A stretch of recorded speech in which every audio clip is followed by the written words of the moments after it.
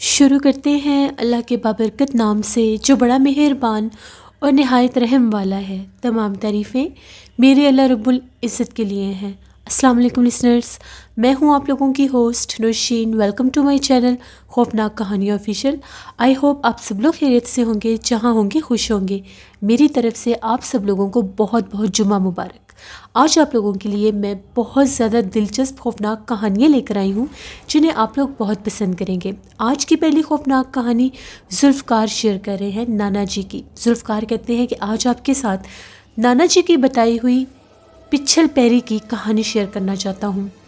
نانا جی جب ہم لوگوں کے پاس آئے، گرمیوں کا موسم تھا اور ہم لوگ نانا جی کے پاس شام کے وقت اپنے گاؤں کے کچے مکان کے کچے صحن میں چارپائیوں پر بیٹھ کر یہ کہانیاں سنا کرتے تھے۔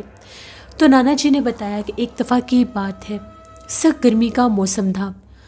ان دنوں میں شاہ صاحب اپنے حجرے کے باہر ایک بہت بڑا درخت ہوتا تھا، اس کے نیچے اکثر وہ بیٹھا کرتے تھے اور ان کے پاس ان کے جتنے بھی خادم اور مرید بھی آ کر بیٹھا کرتے تھے۔ تو وہاں پر ایک ہسبینڈ وائف آئے، وہ کپل تھے، کسی گاؤں سے آئے تھے۔ وہ آئے اور وہ بہت زیادہ پریشان تھے۔ ان لوگوں نے یہ کہا کہ ہم اپنا ایک مسئلہ لے کر آئے ہیں، بہت دور سے آئے ہیں، ہم لوگ جنگ سے آگے ایک گاؤں ہے وہاں سے آئے ہیں۔ شاہ صاحب نے جب ان سے پوچھا کہ اپنا مسئلہ بتائیں کہ آپ کو کیا مسئلہ ہے، ان لوگوں کا یہ کہنا تھا کہ آج تقریباً 15 دن ہو گئے ہیں، ہم لوگوں کے ساتھ ایک بہت زیادہ بھیانک حادثہ ہوا ہے۔ ہم لوگوں کے گھر میں رات کے وقت جب ہم لوگ اپنے صحن میں سوتے تھے تو ایک دم سے چھت کے اوپر سے بلی کے رونے کی آواز آنے لگی۔ بلی بہت زیادہ ڈراؤنی آواز نکال کر روتی تھی۔ کسی ٹائم اس کی آواز اس طرح سے ہو جاتی تھی جس طرح سے کوئی بوڑھی عورت رو رہی ہے، اور کسی وقت اس کی آواز ایسے ہو جاتی تھی جس طرح سے کوئی نوجوان لڑکی رو رہی ہے۔ ہم لوگوں نے جب اس کے رونے کی آواز سنی، ہم لوگ بہت ڈر گئے۔ ہم لوگوں نے بڑی کوشش کی کہ اس کو بھگا سکے۔ وہ بالکل سامنے چھت کی دیوار کے اوپر بیٹھ کر رو رہی تھی۔ کالے رنگ کی بلی تھی۔ اس بلی کا چہرہ بہت زیادہ بڑا تھا اور آنکھیں بھی بہت بڑی بڑی تھیں۔ ہم لوگوں نے اس کو 2 سے 3 بار بھگایا۔ وہ تھوڑی دیر کے لیے تو دیوار سے نیچے چھلانگ لگا کر بھاگتی تھی، لیکن جیسے 5 سے 10 منٹ گزرتے تھے وہ پھر سے آ کر رونا شروع کر دیتی تھی۔ اگلے دن ہم لوگوں نے چھت پر جا کر جب دیکھا تو وہاں پر کوئی ایسی چیز نہیں تھی، کوئی پرندہ مرا ہوا نہیں تھا، کچھ ایسا نہیں تھا جس سے ہمیں اس بلی کے کچھ آثار ملتے۔ یہ بلی ہمارے گھر پہلی بار ہی آئی تھی۔ پھر آج شام ہوئی تو ہم لوگ، گاؤں کا ماحول تھا، گھروں میں جیسے ماحول ہوتا ہے گاؤں کا، کچے صحن، شام کے وقت چارپائیاں بچھا دیتے تھے۔ میری بیٹی چارپائیاں بچھا رہی تھی، مغرب ہو چکی تھی، تو ہم لوگوں کے صحن میں ایک بیری کا درخت بھی تھا۔ ایک دم سے میری بیٹی کی کمر کے اوپر کالے رنگ کی بلی نے چھلانگ لگائی۔ پتہ نہیں وہ بیری کے درخت سے اس نے چھلانگ لگائی یا چھت کے اوپر سے، وہ بہت وزنی تھی۔ تو میری جو بیٹی تھی وہ خود کو سنبھال نہیں سکی، وہ منہ کے بل بہت زور سے نیچے گری۔ تو وہ کیا دیکھتی ہے کہ بلی اس کو پلٹ کر دیکھ رہی تھی۔ بلی کی آنکھیں سرخ رنگ کی تھی اور وہ تیزی سے چھت پر بھاگ گئی۔ میری بیٹی کو کافی زیادہ چوٹ بھی لگی۔ وہ بہت زیادہ ڈر گئی کہ میرے اوپر بلی نے حملہ کیا ہے۔ ہم لوگوں کو لگا کہ شاید ہم لوگ کل بلی کو بھگا رہے تھے۔ میری بیٹی ہی اٹھ کر سیڑھیوں کے اوپر ایک ڈنڈا مار رہی تھی جس سے بلی ڈر کے بھاگ جائے۔ اسی بلی نے میری بیٹی پر حملہ کیا۔ ہم نے اس کو بڑا سمجھایا کہ کچھ نہیں ہوتا، بلی تھی، وہ جانور ایسے ہی ہوتے ہیں، تو تم اس کو کل ڈرا رہی تھی، شاید اس لیے بلی نے تم پر حملہ کیا۔ آج اس کی چارپائی درمیان میں تھی۔ آج رات پھر جیسے ہی 12 بجے، ہم لوگ گاؤں کے لوگ ہیں، ہم لوگ جلدی سو جاتے تھے، پھر بلی نے رونا شروع کر دیا، اور آج وہ اس سے بھی زیادہ بھیانک آوازیں نکال رہی تھی۔ اسی دیوار پر، اسی جگہ پر بلی بیٹھی ہوئی تھی۔ میری بیٹی کی آنکھ کھلی تو اس نے دیکھا بلی کی آنکھیں سرخ رنگ کی تھیں اور چمک رہی تھیں، جیسے ان میں سے سرخ رنگ کی روشنی نکل رہی ہو۔ میری بیٹی نے شور مچا دیا کہ یہ کوئی بلی نہیں ہے، یہ کوئی اور مخلوق ہے، اور دیکھیں یہ سامنے بیٹھی مجھے ڈرا رہی ہے۔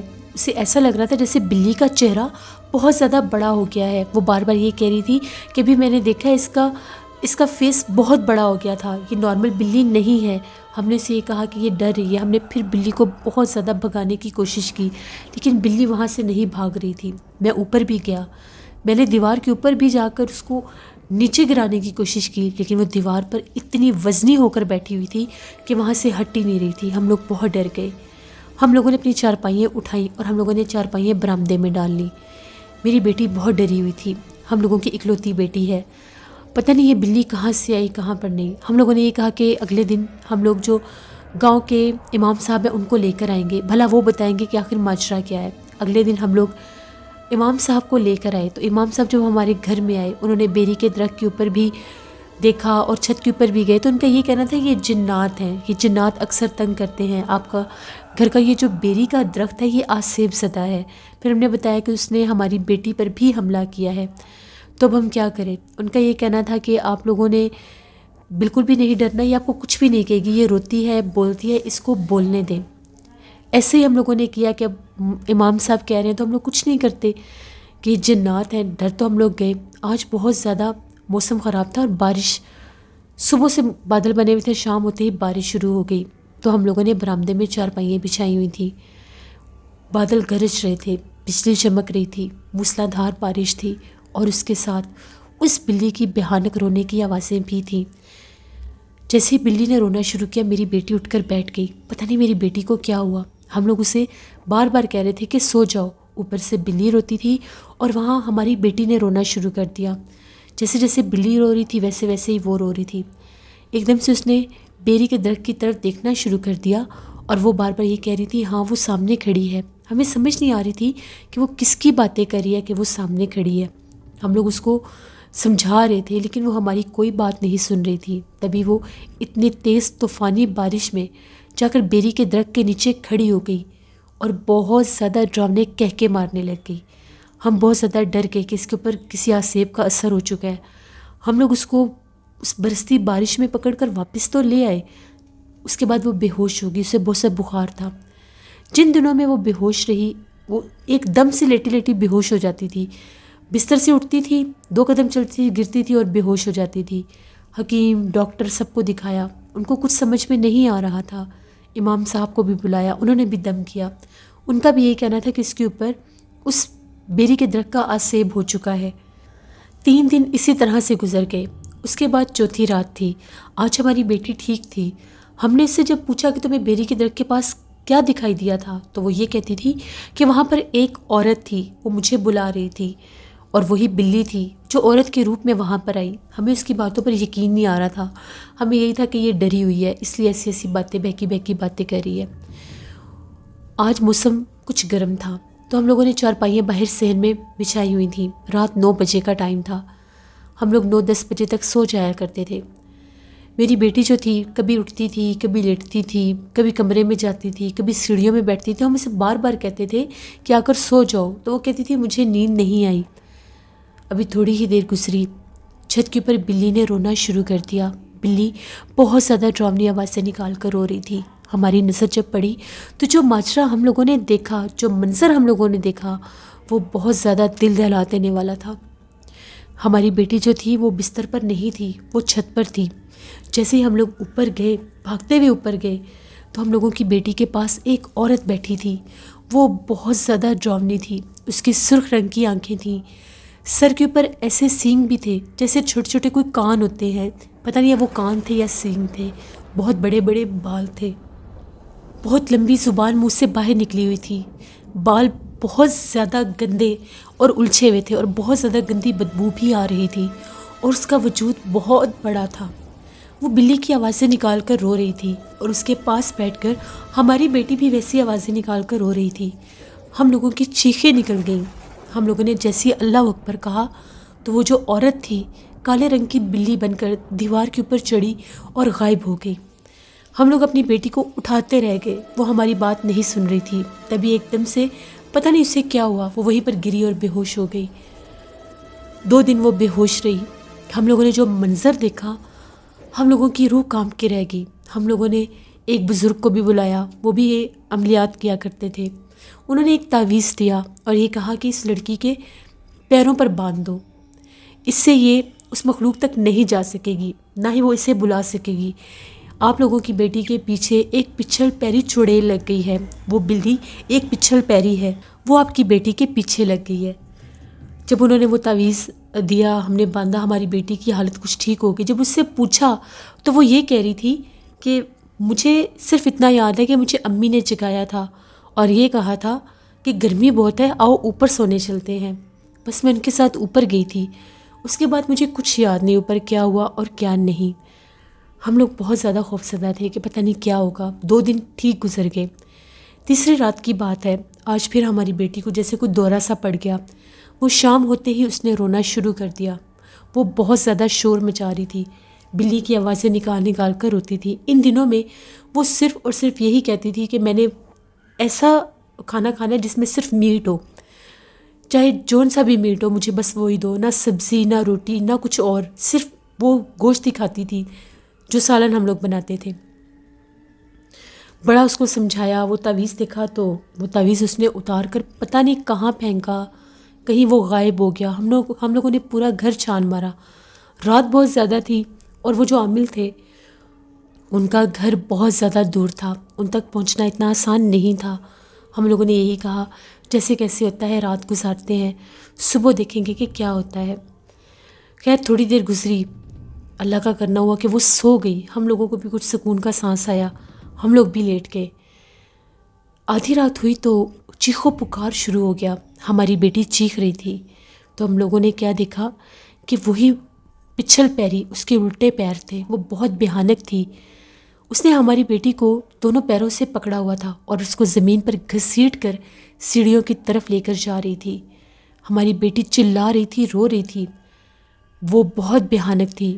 جیسے ہی ہم لوگ بھاگے، جب ہم لوگ اس مخلوق کی طرف بھاگتے تھے، اللہ کا نام لیتے تھے، وہ اسی ٹائم بلی بن جاتی تھی اور دیوار کے اوپر چڑھتے ساتھ ہی غائب ہو جاتی تھی۔ ہم لوگوں نے اپنی بیٹی کو اٹھایا، وہ زخمی ہو گئی تھی کیونکہ اس نے اس کو چارپائی کے اوپر سے گھسیٹ کر وہ پورے صحن تک لے کر جا رہی تھی۔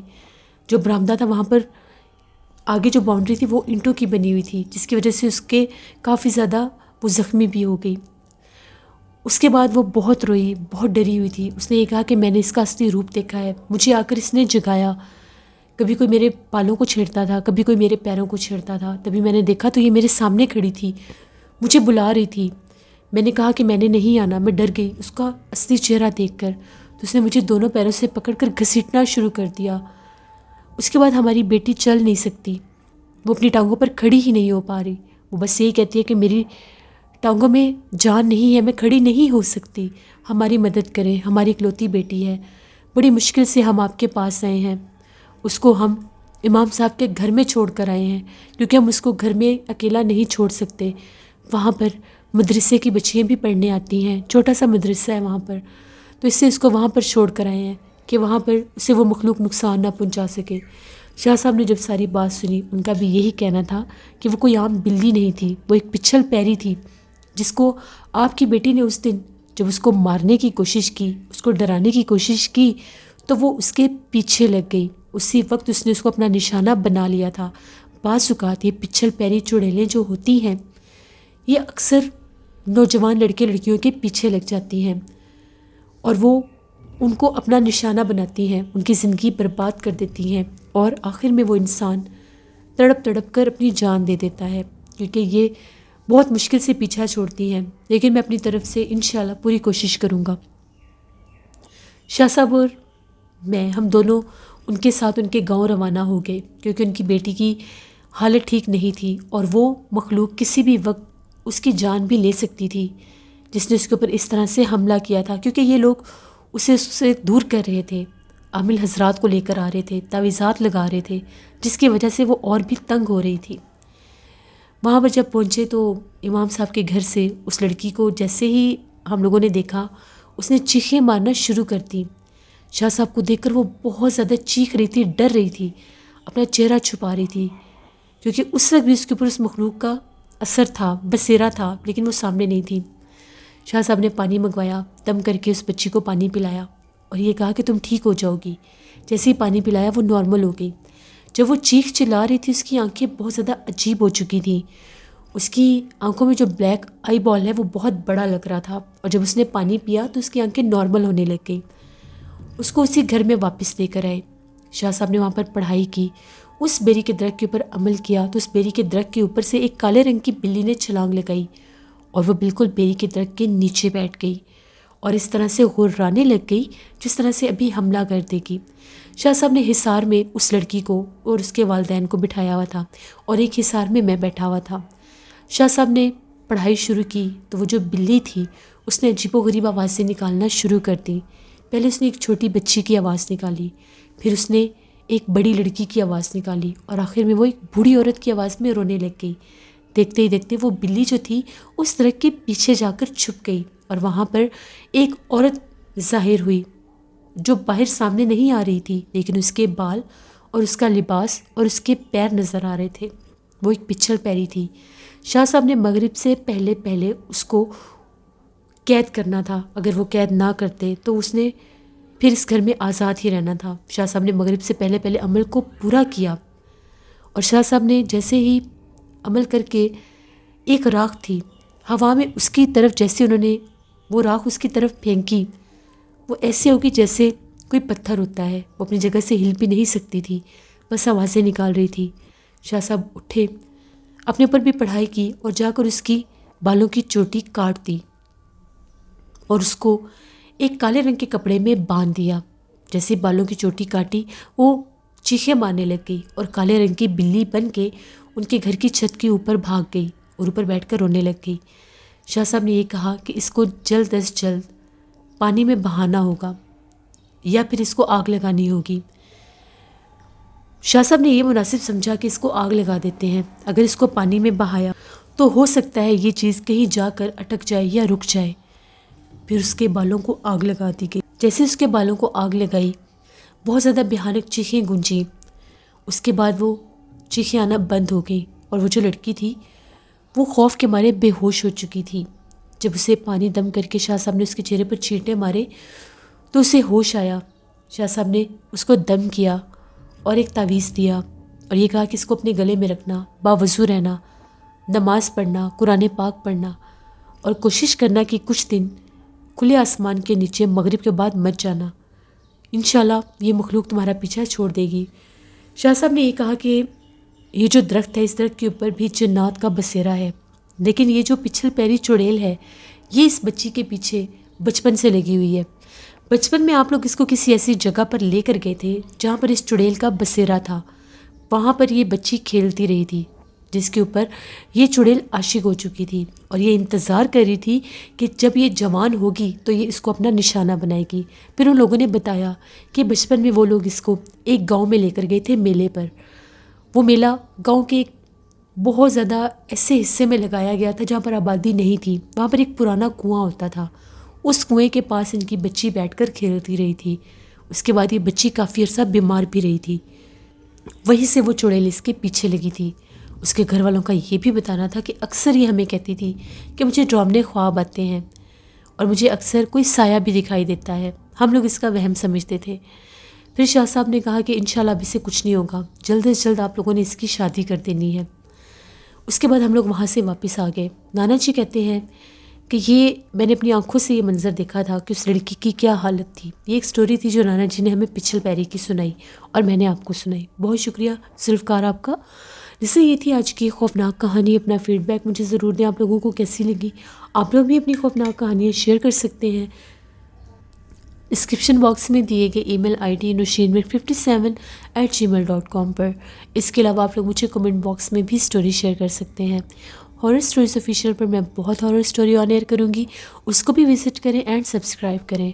دل وائس آفیشیل میری سسٹر کا چینل ہے، ان کو بھی جا کر سبسکرائب کریں اینڈ سپورٹ کریں۔ جن لوگوں نے میرے چینل کو وزٹ کیا ہے اور ابھی تک سبسکرائب نہیں کیا، میرے چینل کو ضرور سبسکرائب کریں۔ اپنا بہت سا خیال رکھیے گا، اپنی ڈھیروں دعاؤں میں مجھے میری فیملی کو ضرور یاد رکھیے گا۔ Thank you for listening my stories, stay blessed, اللہ نگہبان۔